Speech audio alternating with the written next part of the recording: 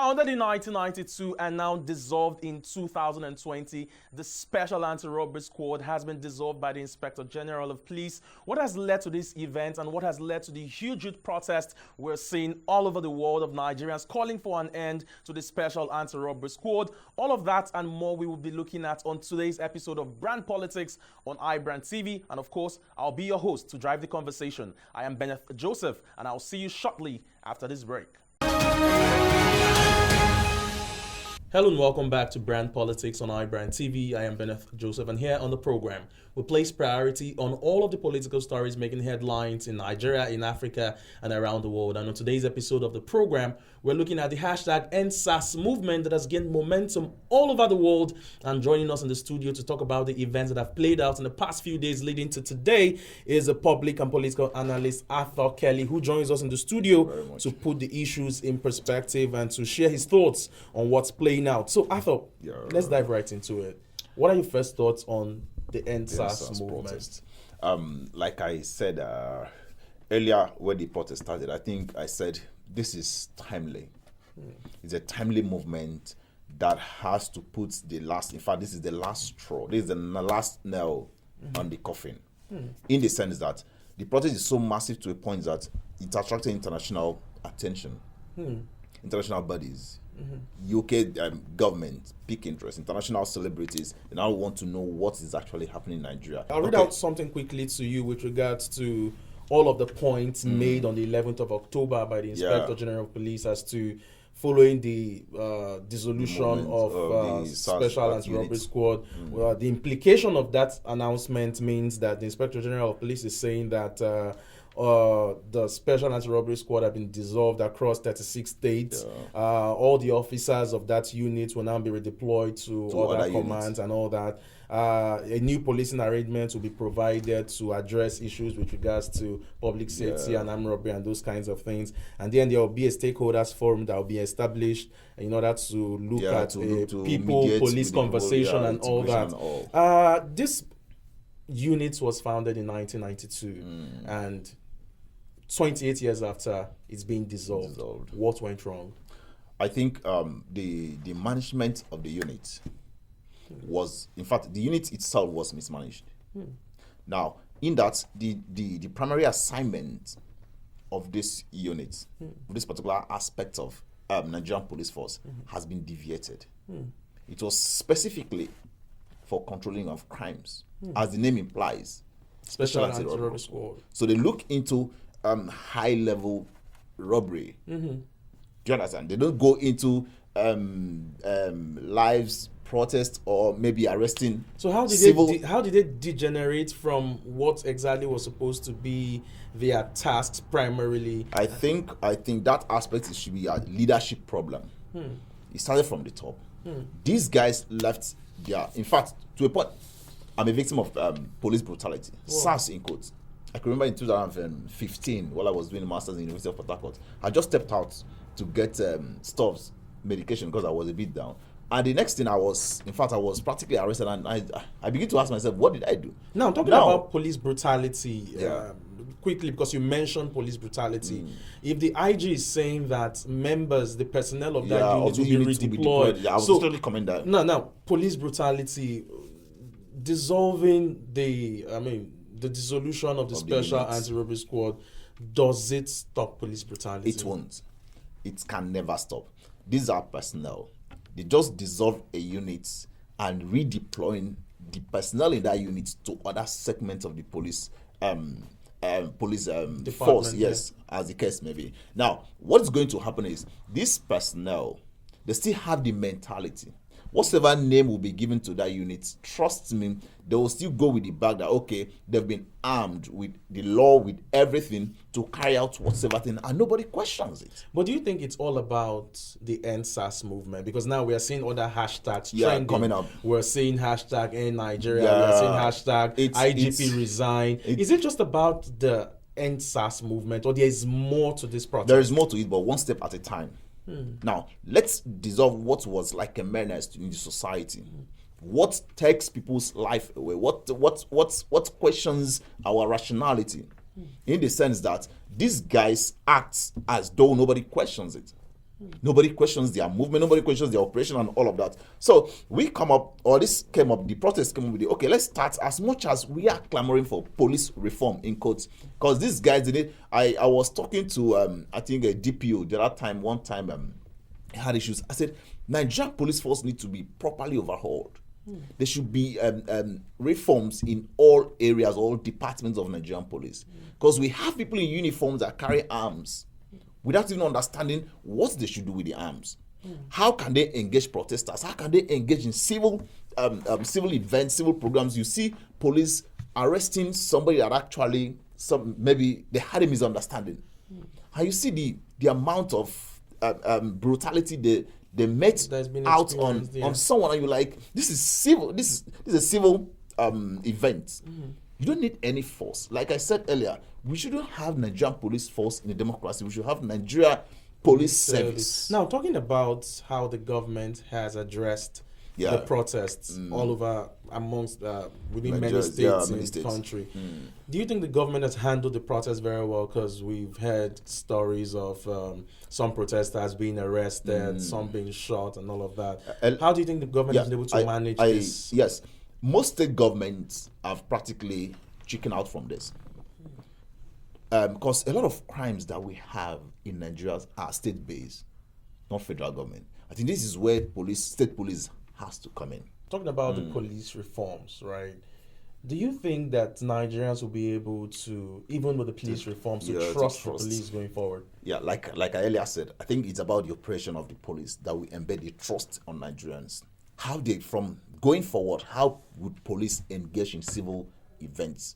How would police engage the individual? If for instance, you suspect someone to be a criminal, to be a Yahoo, or what sort of names you give out in the process that you carried out, you engage them civilly.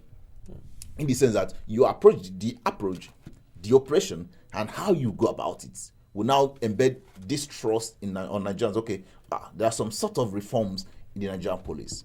Not you just with your mindset, okay, this person, you assume that somebody with tattoo, with rough hairs and maybe poorly dressed or indecently dressed, you now practically categorize the person as being a criminal.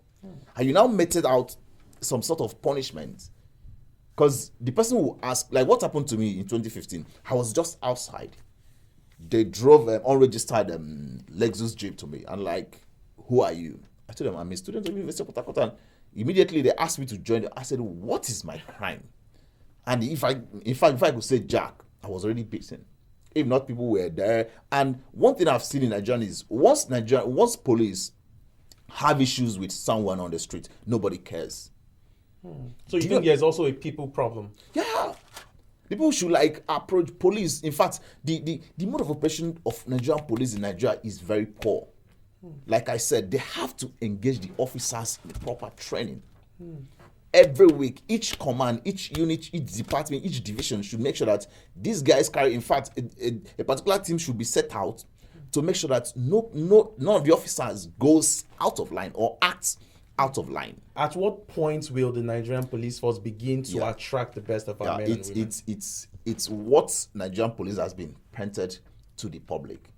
This is who we are.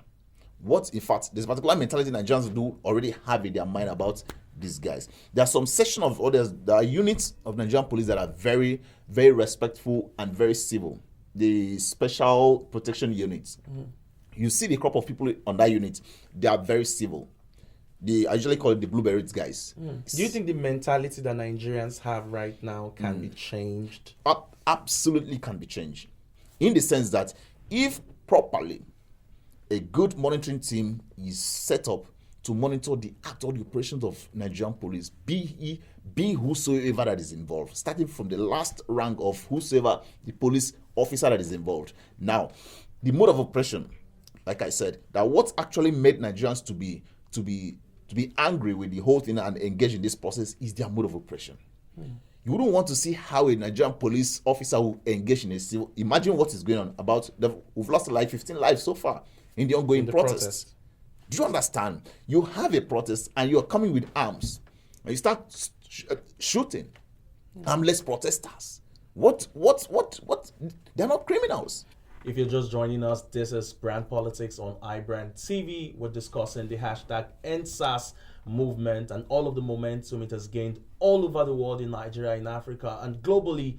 Everywhere Nigerians are calling for the end to the Special Anti-Robbery Squad. We're talking to Arthur Kelly, who shares his thoughts on the issues. But there's still more to talk about. But we'll take a quick break. And when we return, the conversations will continue.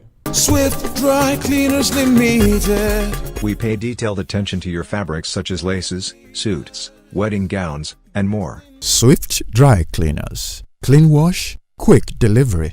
Hello and welcome to Brand Politics on iBrandTV. I am Bennett Joseph, and here on the program we talk about the stories making the headlines across government, politics, and governance. And today we're looking at the hashtag #EndSARS protest that has gained a global momentum. And Arthur Kelly has been with us in the studio sharing thoughts on the conversation. And Arthur, we've already talked about a lot of issues already. We've talked about the perception of Nigerians about the police force, and but there's still a lot more we need to talk about with regards to the many issues that the hashtag #EndSARS protest has already raised. So what do you think should be the next steps forward in the area of the government and in the area of the Nigerian police force? What should they be doing going forward? Yeah, I was saying that I don't know why most state governors are distancing themselves away from the protests. It's just a few Shey Makinde of your states, and I think Lagos State governor. Those are the two governors that have practically picked interest, in the whole thing, clamoring for the reform of in fact the overhaul of the whole Nigerian police force. I think one of the demands of the people is having a particular unit that handles reports, criminal investigation, and all of that. I think the expectation of Nigerians is, one, the mode of Nigerian police operations is absolutely poor. Now they have to look at, it's not just ending SARS, like I said. There are more. It's just SARS is just like destroying a house, maybe, and pull some people out of the house. They still go about with the mentality. Now they are redeploying this set of people that are causing menace and havoc and everything in the society into another unit of the. So what would they call the unit? It will still be the same guys that perpetrate the acts of killing people, brutalizing Nigerians and the rest of them. So the police stuff will continue.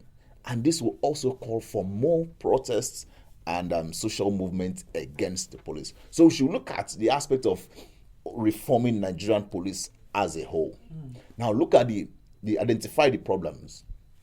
Look at the solutions. Like, one is to set up an independent unit that handles, if practically somebody is suspected to be a criminal or whatever name that they have, it shouldn't, the mode of operation of handling that case should be more civil, because we're in a democracy. Now, talking about Nigerians and how they've perceived the dissolution of the parastatal, Nigerians have a concern that the announcement that was made on the 11th of October saying that the unit has been dissolved, Nigerians are taking that announcement with a pinch of salt. They feel like this is not the first time that the IG will come out to say that, this unit has been dissolved. Do you have concerns about that as well? Because I was part of the movement in 2017, I think December, when IG Ibrahim Idris also made the first dissolution. 2017, 2018, 2019, last year, I think President Buhari gave an order for investigation into that particular unit and reforms. Now this year has happened again, and we still talk about, they've disbanded the unit, and they've given they've redeployed the guys into another unit in the same police force. So this problem is going to continue if we don't practically handle or get the problem from the taproot of the whole system. Do you see the protests going on for a very long time? If there is no solution, if these demands are not being addressed, you see the protests going on? Honestly, what actually called for this? I think a guy over the weekend, I think like 2 weeks or 3 weeks ago, a guy was shot in Ughelli, around West Hill Hotels in Ughelli. So somebody recorded. Do you know that the guy that actually put up that video was arrested? Until a call came in from the Minister of State Labour, Festus Keyamo, that grew up in Ughelli, for that guy to be released. Now, they shot at that guy. They went away with his car. He was suspected a Yahoo boy, internet fraudster. What made you a guy that is doing so well? I've seen young men doing so well that are driving good cars and are living well. They are not criminals. They are not internet fraudsters. I know a lot of creatives that have done a lot of jobs and they make money from it. Now let's look at one quick concern before we come to the close of the show. A lot of Nigerians also have a concern about a seeming silence within the executive arm of government, with the president not having addressed the issue yet. Yeah. Is it something we all should be worried about? That is what actually brought me to where the governors are taking stands on this. By extension, the president. He had to take so much time for the president to respond. He actually responded yesterday. He did. He addressed the Nigerians yesterday and gave some hope that okay, they will look into it. This has been the promise. We've had this ban for 4 good times now, and nothing positively has actually come out of it. So is this something that okay? Let's just calm the nerves of the protesters, and the next 2 weeks, 4 weeks, the whole system, the whole guys will come back on the streets. It shouldn't be so. So the president should step into his shoes as the commander-in-chief of the armed forces and act immediately, because this has really affected the whole. And like I said, we've lost like 15 persons so far in these protests, which shouldn't be so. So, what would be your final words to Nigerian youths, also to the Nigerian police, and also to the Nigerian government? My advice or my word for Nigerian youth as a whole will be that, because this is the only tool that we have to press home our demand, protest in a civil government, in a democracy. The only thing that we have to press home our demand is protest. So if we have anything that is not aligned with us or that we are not comfortable with, we've had a lot of protests in Nigeria. We have petrol subsidy in 2012 that pulled out the law of Lagos. We had other protests, NLC, Nigerian Labour Congress, Trade Union Congress, a lot of people that comes out. This is the only tool that we have. So I would say that Nigeria, we should, as much as we've heard from the president and the IG, let's watch out if there is no difference from what they've promised us. If there's no difference, if we don't have any contrary operation of the Nigerian police force, if this persists or continue, honestly, we don't have anything to do than to just call on the international community again for them to win it this time, because it's going to practically out of our hands. We've done a lot. And to the Nigerian police? And to the Nigerian police, like I said, the leadership of the Nigerian police should actually to set out a team to monitor the oppression. Most of what happens on the streets in most states and local governments, the leadership of the Nigerian police don't know. They don't really know. So the truth is, they should set out a team. Each of the division, the states and local governments should have a team that monitors the operation of these officers. And if any of them is found wanting, they should be prosecuted. Doesn't this bring us back to the issue of having a state police and... Actually, but the conflicting interests of state police and federal government is something, in fact, is a talk for that will take time to be resolved. Now, Kelly, that's a conversation I would like us to look at another day with regards to the state police as this ongoing #EndSARS protest continues. And we look forward to having you again on the program to actually look at that, the possibility of having a state police. There's only so much we can take on the show. On TV, we have time, it's quite expensive, and we look forward to having you again next time. You've been watching Brand Politics on iBrandTV. For more news stories, do visit our website at www.ibrandtv.com. Subscribe to our YouTube channel at iBrandTV and like and follow all of our social media platforms. I am Bennett Joseph, and I'll see you again next time. Cheers.